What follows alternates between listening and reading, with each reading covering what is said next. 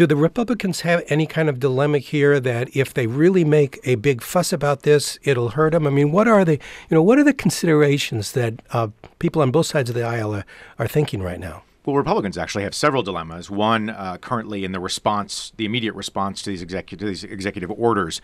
As Perry pointed out, John Boehner is not ruling out a shutdown, but the bulk of the Republican leadership, anyway, and the moderates that remain are arguing against that. Boehner is looking at things like another lawsuit, expanding the lawsuit he's already filed against the president.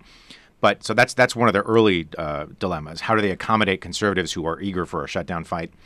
Down the road, though, every national Republican will tell you that the immigration issue is going to be important in 2016 and beyond. And if the party wants to remain a viable national party in that respect, they're going to have to find their own path here.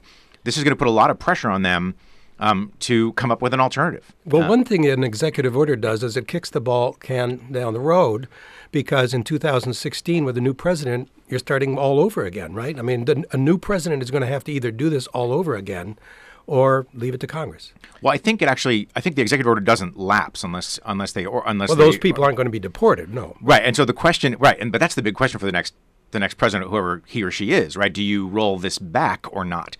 For that matter, does Congress pass legislation that supplants it? I mean, President Obama has said repeatedly now, look, you're making me do this by not acting on your own. If you pass some kind of legislation on this, then that'll take the place of these executive orders.